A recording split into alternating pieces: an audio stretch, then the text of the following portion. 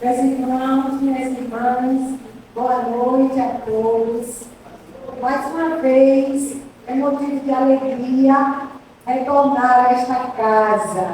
Uma casa que me acolhe, uma casa que me dá carinho, uma casa que eu já sinto as energias benfazejas ao adentrar. As energias físicas, mas as energias espirituais, essas a gente capta facilmente. Daí eu quero agradecer aos mentores, ao dono de padre, toda a falange daqui desta casa, que me recebe e também recebe as equipes que eu trabalho com tanto respeito e carinho, que são índios, ciganos e pretos velhos.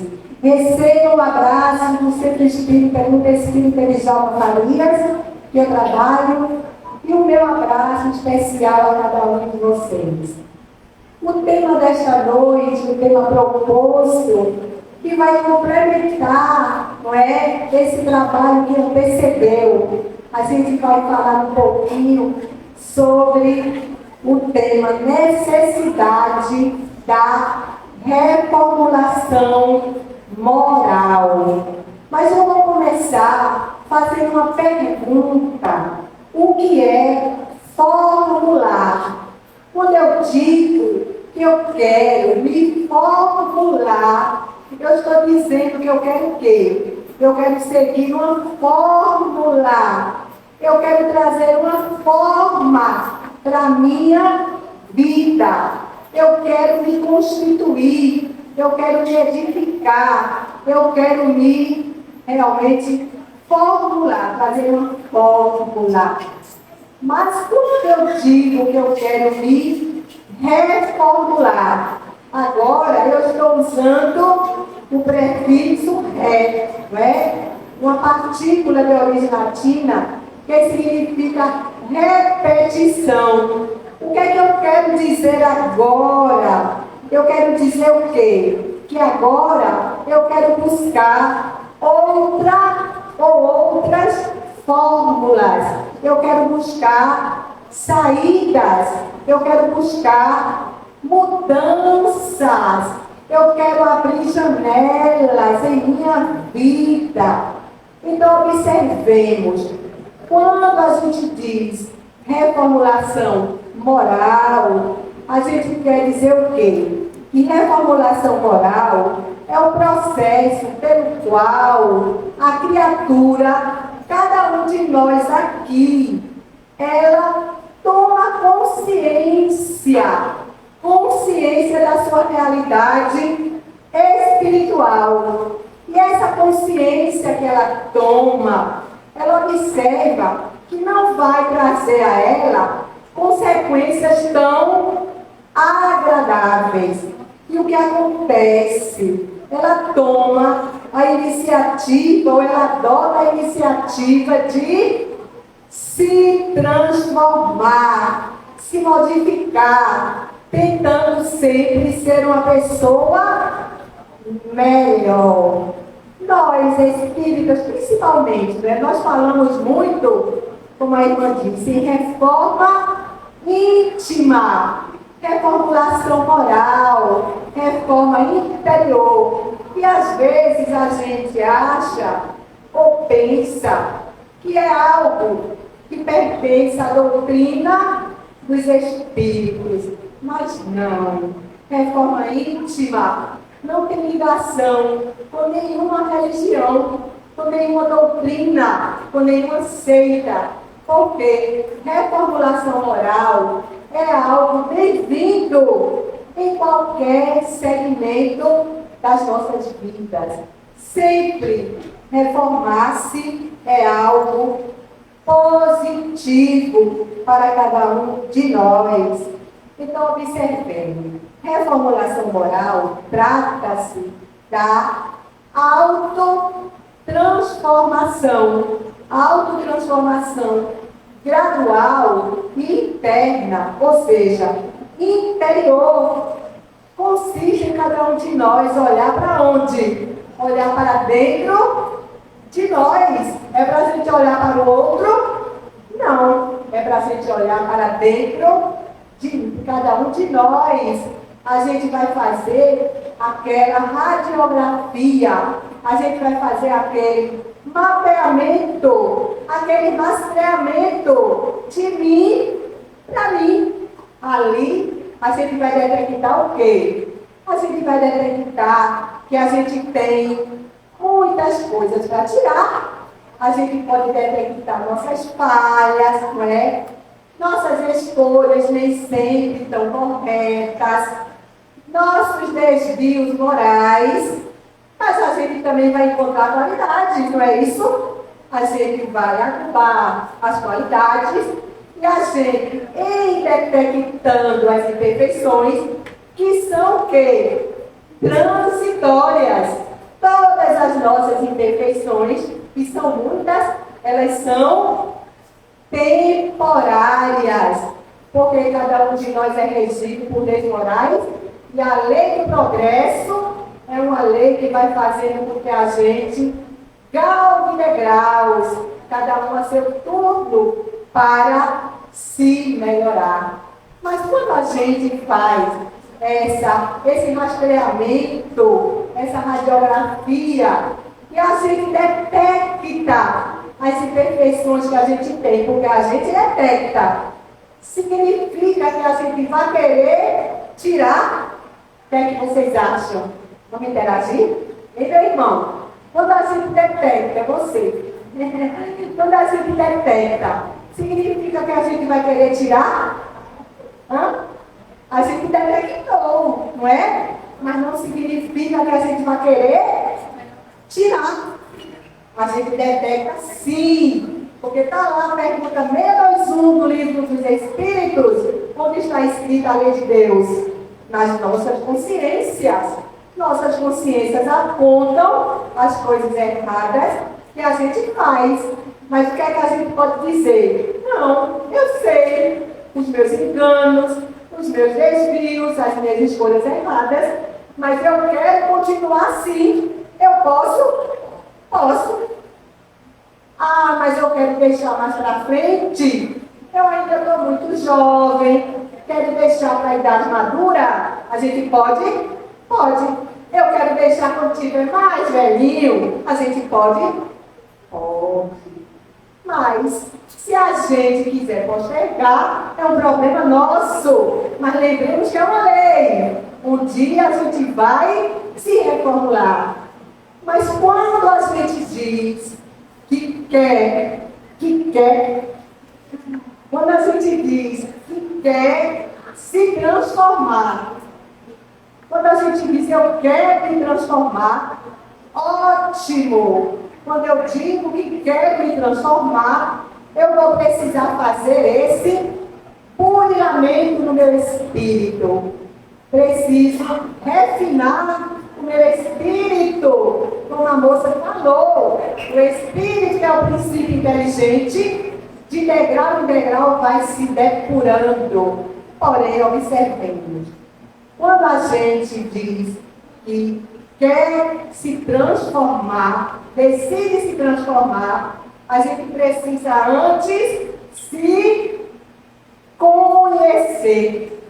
Eu não posso me transformar sem antes eu me conhecer. Como é que eu vou decidir me transformar? A partir do momento que eu me conheço. Então, não existe autotransformação sem o autoconhecimento. Só eu posso saber detectar aquilo que eu quero deixar como está ou aquilo que eu quero tirar. Então, lembremos, autotransformação só através do autoconhecimento, me conhecer. Eu quis buscar alicerces para a gente estudar e fui buscar Sócrates. Sócrates, ele nos auxiliou muito na codificação. A gente vai encontrar Sócrates quando a gente vai estudar lá no início do Evangelho, né? A escola, a filosofia socrática. Então eu fui buscar uma frase que todos nós aqui conhecemos de Sócrates, Ou uma frase que é atribuída a Sócrates: conhece-te a ti mesmo. Todos aqui já escutamos essa frase, não é isso? O conhecer-se a si mesmo. Então, essa frase de Sócrates, ela vem mostrar a importância do autoconhecimento.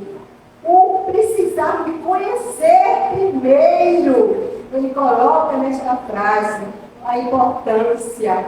Esse filósofo grego, ele mostra que conhecer-se é o primeiro passo para cada um de nós. Quando eu me conheço, ele mostra que eu tenho mais autonomia, eu tenho mais equilíbrio, porque eu me conheço.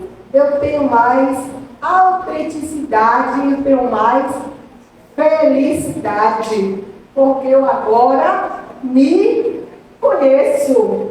Para eu conhecer o irmão, não é? Para que eu possa querer ajudar, conversar com o irmão, eu não preciso primeiro me conhecer, porque quando eu me conheço, fica mais fácil conversar com o outro, porque pode ser que aquilo que o outro tem, eu já tenha tido, já tenha burilado, enfim, eu já estou apta para ajudar o meu irmão, eu já estou capacitada, eu já estou qualificada para ajudar. Mas essa frase socrática não é só esse pedacinho. A frase é uma integralidade. Conhece-te a ti mesmo e conhecerás a humanidade e os deuses. A gente já viu a humanidade. Eu preciso me conhecer para conhecer o outro, para conhecer o mundo. Mas ele diz e os deuses. Por quê?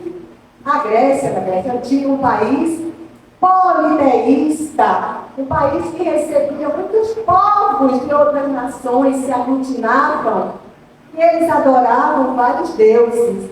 O que ocorria? O adorar esses vários deuses fazia com que cada um daquele povo primeiro precisasse conhecer a sua necessidade para poder saber a que Deus iria pedir, porque nós temos a alegria, nós temos, cada um de nós, um Deus que a gente pede tudo que a gente quer a um Deus único. Todas as nossas necessidades a gente leva a um único Deus, mas os gregos não. Eles escolhiam a que Deus eles iam pedir. Então a gente observa nessa mitologia grega, por exemplo, se tinha uma pessoa que tinha medo de trovão, de raio, essa área climática, eles se dirigiam a Zeus, conhecido como Deus dos deuses. Então Zeus iria ter força para abrandar os trovões, para abrandar os raios, porque era o Deus que cuidava daquela parte climática. E eles imaginavam que eles moravam no Monte Olimpo. Então vejam, para que ele fosse pedir àquele Deus, ele precisava saber primeiro o que é que ele queria pedir. Conhecesse a si mesmo. Nosso codificador, Hipólito Leão de Mesarribaio, grande Allan Kardec, o educador, o pedagogo, o poliglota. Kardec falava 5 idiomas. E a gente encontra no capítulo de número 17 do Evangelho segundo o Espiritismo, a gente encontra 7 perfeitos. Cada um de nós, de degrau a degrau, um dia vai alcançar a plenitude, a perfeição moral. E Kardec, nesse capítulo, Sede Perfeitos, ele traz para a gente estudar, por exemplo, o homem de bem, ele traz para a gente estudar o dever, inferiores e superiores, ele traz para a gente também o tópico, os bons espíritas. Os bons espíritas, ele está se direcionando a quem? Vamos trazer para a nossa realidade hoje, não é? Cada um de nós. Os bons espíritas, ele está mostrando que esse ser perfeito, a gente vai ter que ir se elevando gradualmente, gradativamente. E esse tópico ser perfeito, onde a gente está vendo agora, os bons espíritas, ele diz, no item ele diz, no parágrafo, reconhece-se o verdadeiro espírita ou o verdadeiro cristão, que são a mesma coisa, por sua transformação moral, pelos esforços que faz em tomar em si as más tendências, ou as más inclinações.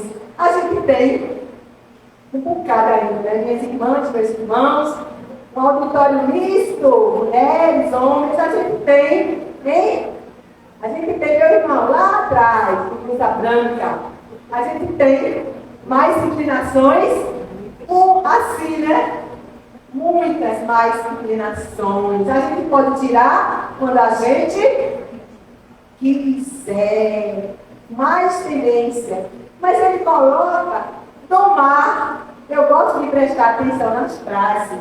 Ele diz domar. O que é domar? Domar é domesticar, acalmar, aquietar. Quando o domador vai lá, não é? Domar um animal, ele não está querendo acalmar aquele animal, aquietar aquele animal. Quantas feras nós levamos para dentro da gente? Quantas feras nós precisamos domesticar? Vamos dizer algumas? Quantas feras? Egoísmo. Qual? Cadê a voz de vocês? Orgulho, impaciência, intolerância, vaidade, avareza, não é? Quantas feras a gente tem dentro da gente? A gente pode domar? Pode, a gente deve domar. Tem uma música de Roberto Carlos antiga que diz: animal arisco, domesticado, esquece o risco. Por quê? Porque aquele animal, quando está domesticado, os dois vai ser uma vida de mão dupla. O animal não vai ter o homem, nem o homem o animal, porque estão domesticados. E nós carecemos domesticar os nossos impulsos, não é? Tomar as nossas más inclinações, para que a gente alcance esse ser perfeito, porque nós vamos alcançar. Não sabemos quando, vai depender de cada um de nós. Um pode querer adiantar o seu progresso, um pode querer o quê? Postergar o seu progresso. Mas todos nós, como disse o mestre do amor, um dia seremos luzes. Falta que cada um de nós queira o quê? Acender, fazer brilhar a sua luz. Eu coloquei no título, né? Necessidade da reformulação moral. Qual a necessidade da reformulação moral? Primeiro, eu fui buscar o significado da palavra antes de colocar o título desse estudo. O que é necessidade? Necessidade é uma palavra que ela vem do latim. Nossa língua é rica. Vem do latim. Necessitas. Necessidade. E significa aquilo que é indispensável. Mas eu já tinha pedido uma ajudinha a Sócrates, não é? Quando a gente viu. Eu quis agora outro filósofo, para também dar a colaboração dele. E fui buscar, agora, eu fui buscar Aristóteles, porque a gente tem vários filósofos da Grécia Antiga, mas a tríade mais conhecida, não é? Sócrates, Aristóteles e Platão. Eu disse, eu vou pedir uma ajudinha a ele para ver o entendimento dele sobre essa palavra, necessidade. Quando eu encontrei a definição, pedindo uma ajudinha, né, que eu chamo o professor Google, né? E eu não sei mexer em nada, mas o Google me auxilia, eu gosto de estudar. E eu fui lá buscar no Google, do professor, a frase de Aristóteles. Assim, a priori, a gente diz, mas essa frase parece tão pueril, porque veja o que é que Aristóteles diz. Necessidade é algo que tem que ser daquela maneira, tem que ser assim, e não pode ser de outra maneira. É algo que tem que ser assim, não pode ser de outra maneira. Por que ele complementa? Porque é algo imprescindível, é algo que é indispensável, é algo fundamental. A gente pode dizer, como a gente viu no início, eu não quero me reformular agora, eu posso postergar, mas eu não posso evitar, porque é inevitável. Cada um de nós tem aqui o livre-arbítrio para dizer que se quer começar agora ou não, mas vai ter que um dia tomar a iniciativa. A gente viu no estudo, o nosso espírito, o nosso princípio inteligente, ele vai e vem, vai e vem. Fica nesse caminho para quê? Para alcançar a evolução, para progredir. E ele só vai progredir através de quê? Da reformulação moral. Cada um de nós está sujeito à plenitude, à felicidade. Nós estamos aqui para sermos felizes, para a gente viver rindo. Se a gente ainda não está rindo, é porque a gente não tomou ainda a iniciativa de rir. Porque o Pai Maior nos colocou para sermos felizes. Só que nós nos desviamos desse caminho do riso quando a gente não obedece às leis morais. Quando a gente não obedece às leis, aí a gente se diz o quê? Eu sou muito infeliz. Mas a infelicidade é uma consequência, jamais uma causa, é a consequência. Quando a gente quiser ser feliz, é só a gente seguir o quê? A receita do mestre da luz, a receita do mestre do amor. Ele nos deu a receita há mais de 2.000 anos.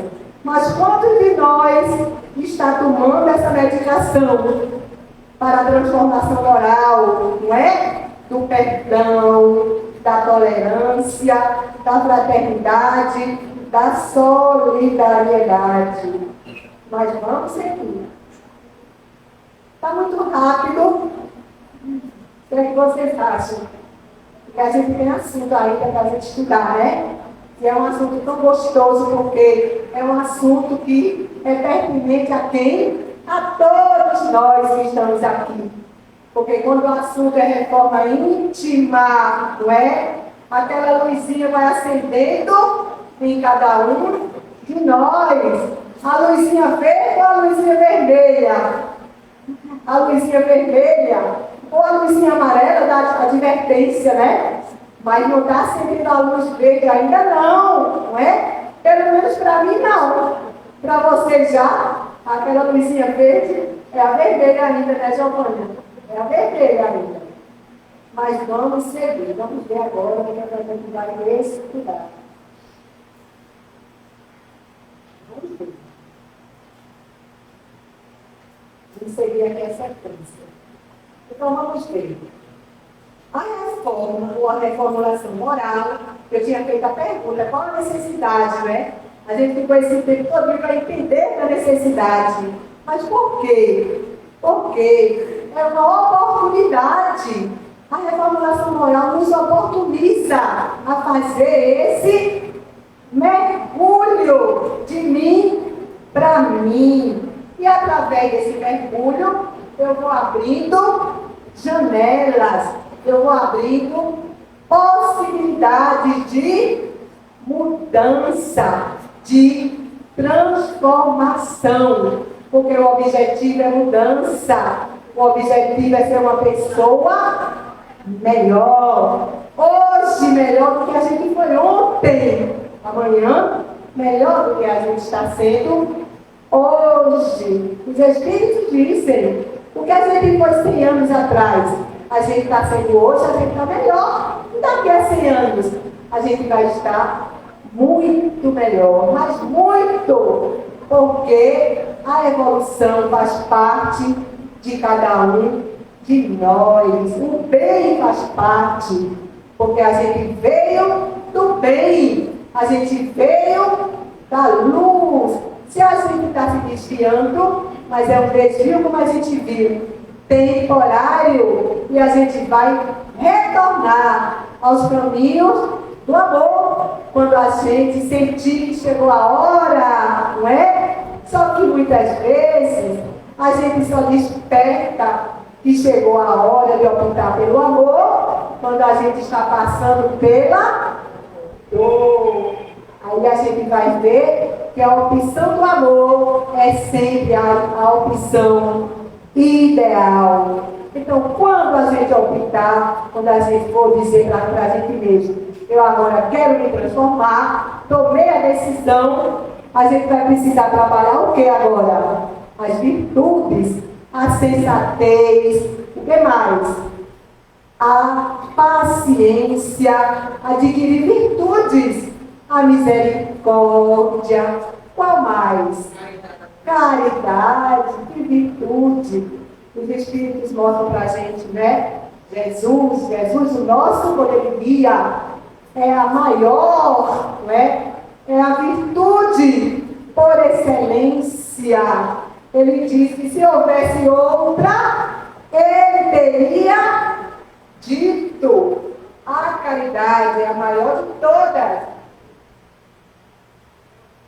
A nossa doutrina, que todos nós aqui abraçamos, por amor, porque a gente olha para essa doutrina e diz, é essa doutrina que me dá a resposta, é essa doutrina que eu quero seguir.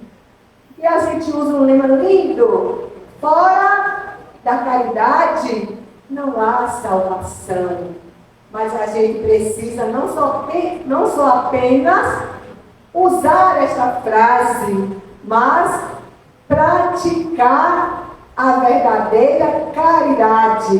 Não só falar em caridade, mas fazer caridade. Caridade material, caridade moral, sempre caridade.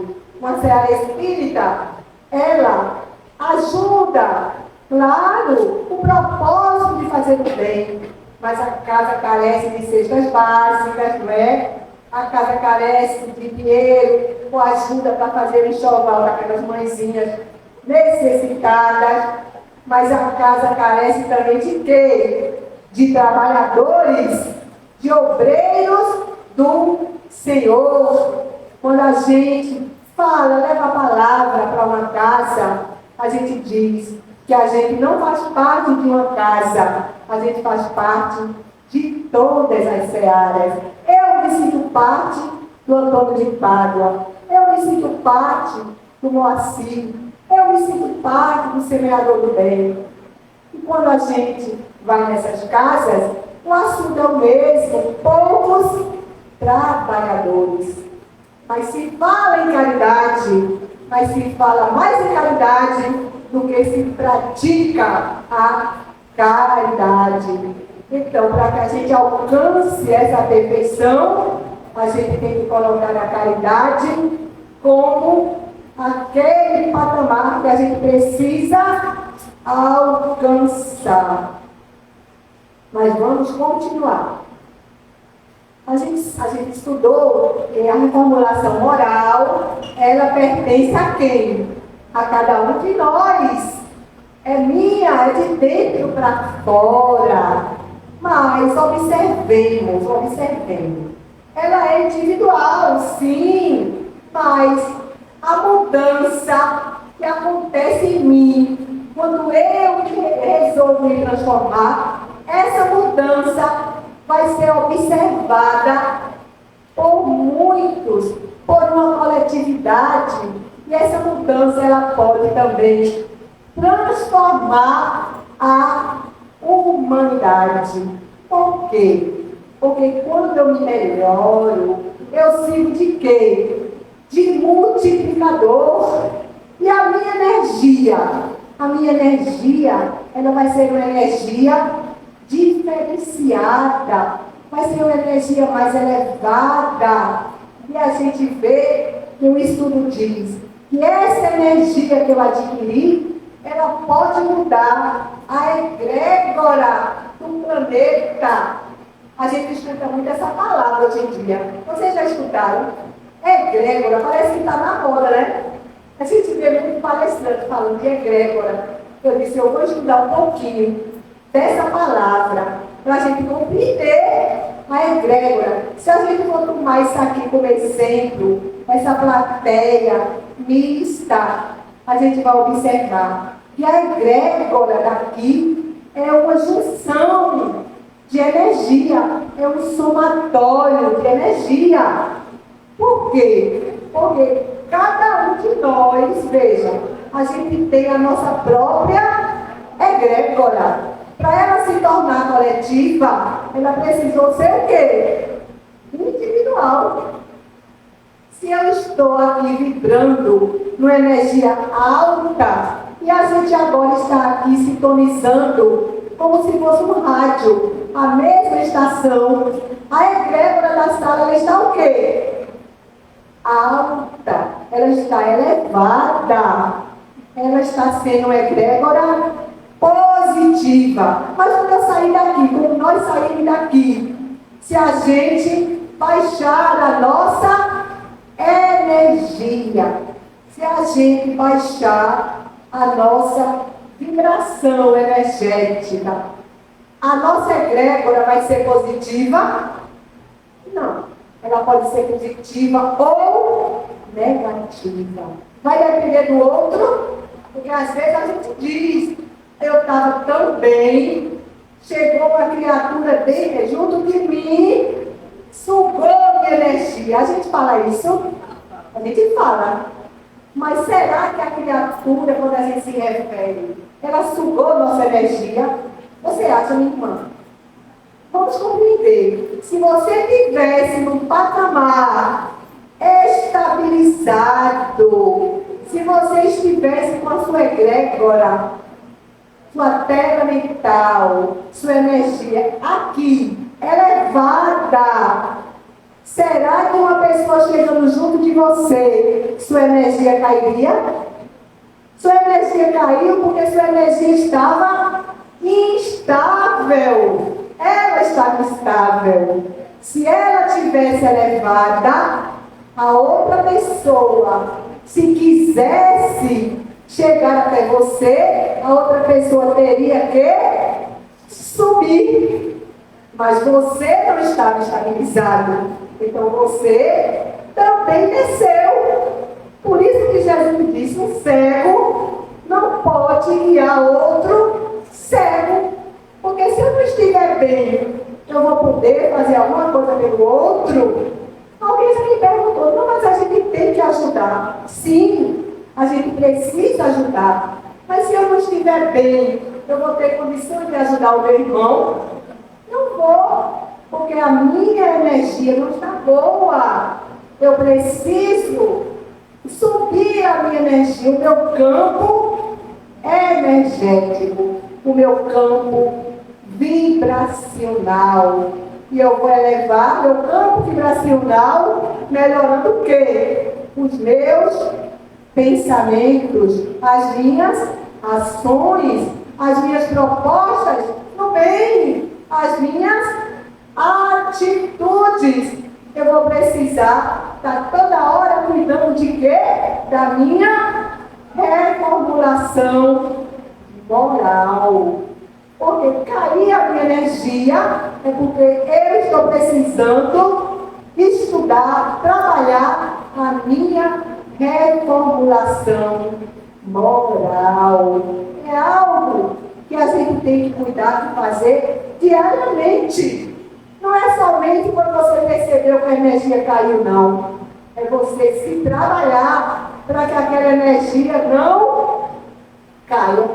Mas se cair, a gente vai trabalhar para a gente se reerguer, né? Reergue no chão. Tem uma música bonita que a Igreja Católica fala, né? Para que a gente se reerga do chão, para que a gente eleve os nossos pensamentos. Então, vamos observar. Benefícios que eu coloquei. Benefícios da reformulação moral. São muitos benefícios. A gente poderia citar vários benefícios quando a gente se reformula. Eu coloquei alguns. Criar virtudes. A gente já viu. Ajudando-nos no aperfeiçoamento moral. Porque quando eu estou me reformulando, eu vou criando em mim virtudes. Virtudes. Eu vou o quê? Trazendo para mim paciência, não é? Quando eu me reformulo, a gente não quer dizer, né? Eu preciso melhorar esse quesito, a paciência.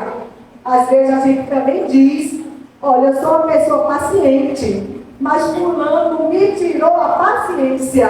A gente diz isso? Diz? Mas alguém tira algo de mim se eu já tiver conquistado? Não. Alguém tirou porque você não tinha, então não tirou. Você não tinha. Mesma coisa, tolerância.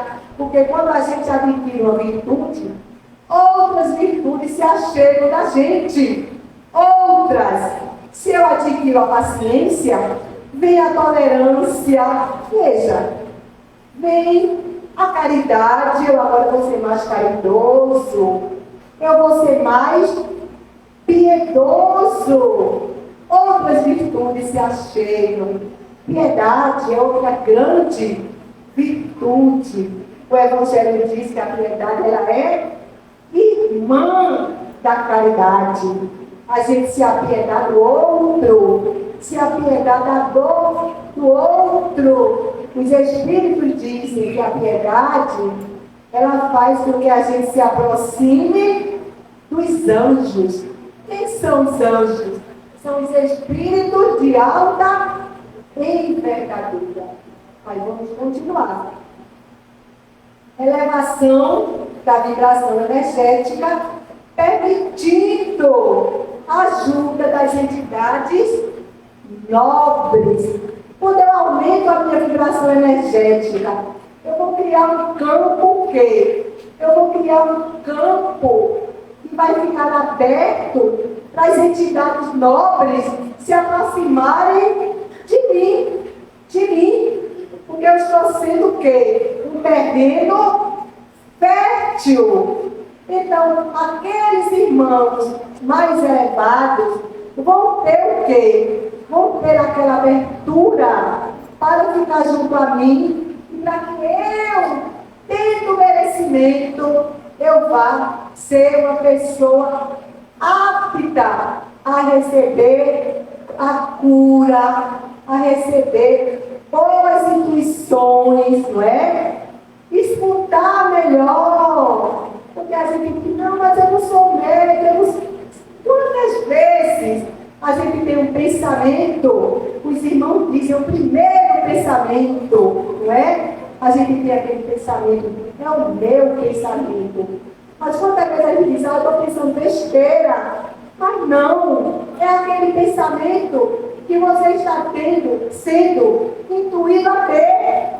Porque aqueles irmãos que estão tendo ali um alicerce, estão tendo uma abertura para chegar até você. Então a sua vibração vai trazer a você esses irmãos que carecem de uma energia maior, de uma energia mais limpa, de uma energia mais sutil, como o nosso próprio anjo de guarda. Ele está ao nosso lado sempre? Tá. Ele está ao nosso lado. Mas ele não fica feliz muitas vezes com nossas atitudes, não. Mas ele não nos abandona. Mas ele se felicita quando a gente eleva a nossa vibração energética. Porque aí ele pode melhor nos ajudar. Que Deus é tão bom, que Ele coloca esse anjo guardião, não é? Esse protetor ao nosso lado, em toda a nossa existência, em toda a nossa encarnação. Não tive, eu tenho a felicidade de ter um anjo guardião, um cigano. Que alegria poder ter um cigano aqui junto de mim, junto a mim, o meu cigano. Todos nós temos os nossos protetores, que a gente abusa um pouquinho deles. Eu já tive contato, eu tive alegria, eu tenho de ter contato com o meu anjo protetor. E eles dizem, o que ele diz a mim, eles dizem a cada um de nós. Peçamos mais, vamos alugar os nossos anjos de guarda, vamos pedir a eles. Eles têm o propósito sempre de nos ver felizes, nos alegrar, nos colocar nos caminhos do amor. Mas eles não vão traçar a nossa trajetória, não é? Eles intuem naquilo que for permitido, mas que a gente possa escutar o pouco que é permitido a eles dizer. Encaminhando-nos à felicidade plena a que somos fadados. É um benefício da reformulação. A gente alcançar a plenitude.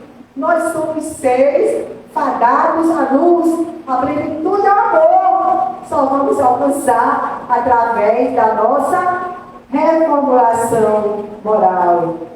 Encontramos a paz interior. Isso é óbvio. Quando eu vou me reformulando, eu vou me sentindo em paz. Madre Teresa, quando ela recebeu o Prêmio Nobel da Paz em 1979, ela estava no auditório repleto e no final, um homem foi parabenizá-la por esse título. E ele disse: irmã, como a senhora alcançou esse título, Prêmio Nobel da Paz? Ela disse: vá para casa, olha a resposta dela, vá para casa e ame seus familiares. Como ela respondeu: ame seus familiares. Dentro de casa é que a gente vai construindo a nossa paz. Quantos homens, eu falo homens, pode ser mulher também.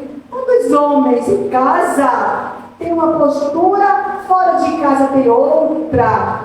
Quantos homens dentro de casa são déspotas? Fora de casa não. As pessoas quando veem, acham que aquele homem da empresa é igual dentro de casa. Mas não é. E ela disse que ele fosse em casa amar seus familiares.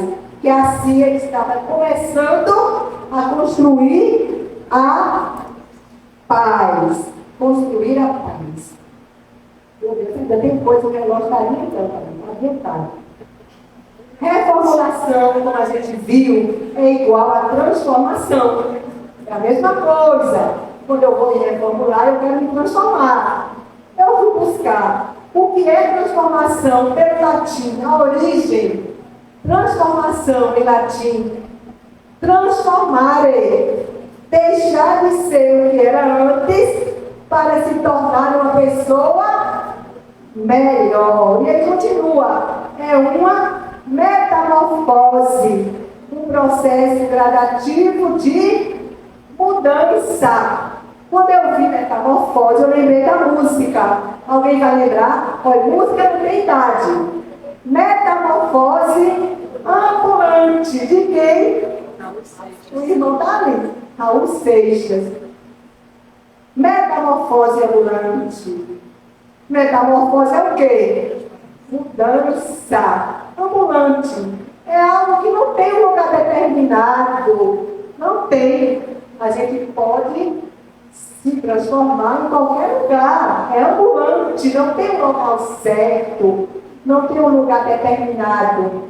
E a música diz: prefiro ser essa metamorfose ambulante do que ter aquela velha opinião falada sobre tudo.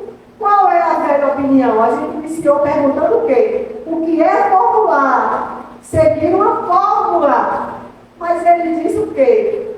Ele agora quer usar uma outra fórmula. Quer se reformular. Prefiro ser essa metamorfose ambulante do que ter aquela velha opinião.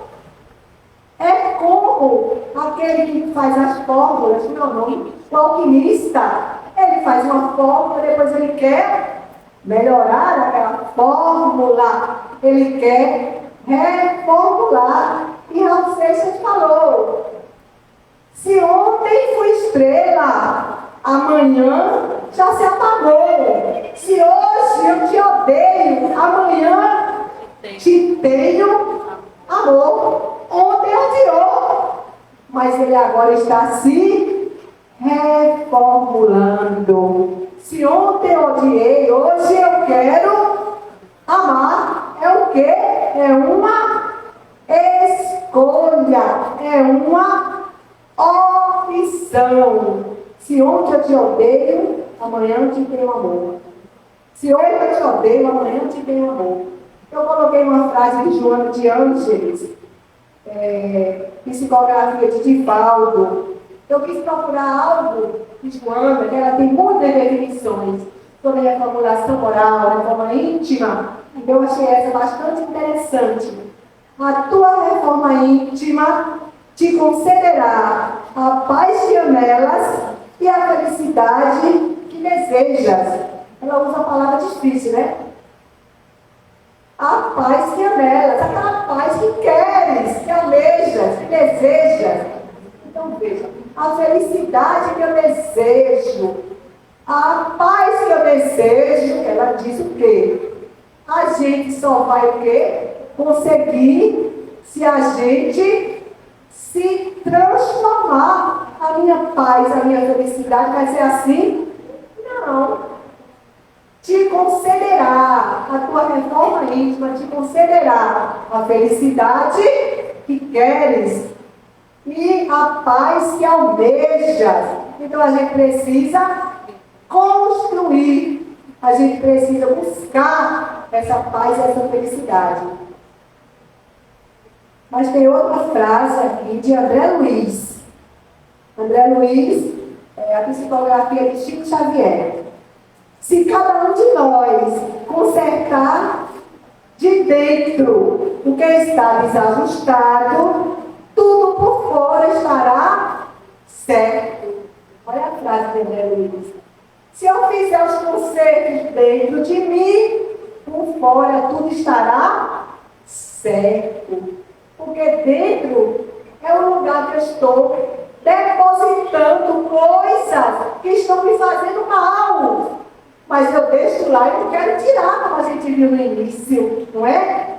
Eu posso levar os lixos para dentro de mim, a podridão que eu coloquei. Se eu coloquei no lixo, quem é que vai tirar? Eu que tenho que tirar, não é? O meu orgulho, a minha falta de humildade, a minha raiva, a minha ira, a cólera que eu tenho. Se eu tirar de dentro de mim esses lixos, André Luiz diz que por fora tudo estará consertado. Observemos o nosso próprio semblante, não é? Quando a gente está bem, interiormente, a gente fica melhor por fora. A gente fica mais bonito, não é? A gente fica mais jovem, a pele fica melhor, porque a gente está tirando os lodos que a gente leva para dentro da gente. E cabe a gente querer tirar. Não é dizer, meu irmão, você está cheio de lixo. Tira o lixo de dentro de você. Não. Eu tenho que tirar os lixos que estão dentro de mim. O lixo do irmão ou da irmã. Eles que vão detectar se querem tirar ou não. Mas vamos continuar.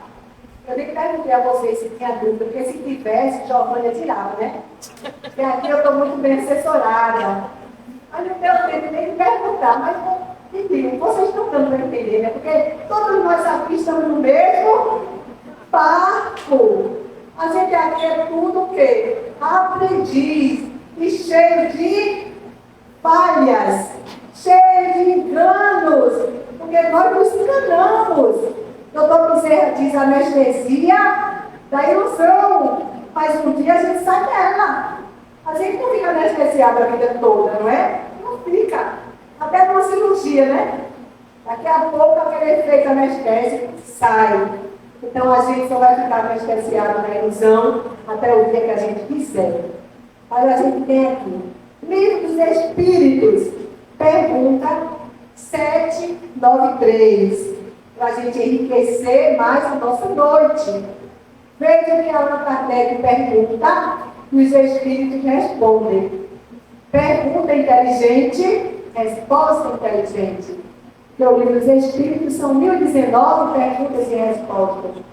E o codificador colocou o Livro dos Espíritos porque disse que o livro não pertencia a ele, pertencia aos Espíritos. Ele pergunta: por quais sinais se pode conhecer uma civilização completa? Olha a resposta. Vamos prestar atenção na resposta. Nos benfeitores, nos facilitadores espirituais. Olha o que eles dizem. Vós a reconhecereis no desenvolvimento moral. Acreditais estar bem avançados, porque tens existido grandes descobertas e invenções maravilhosas.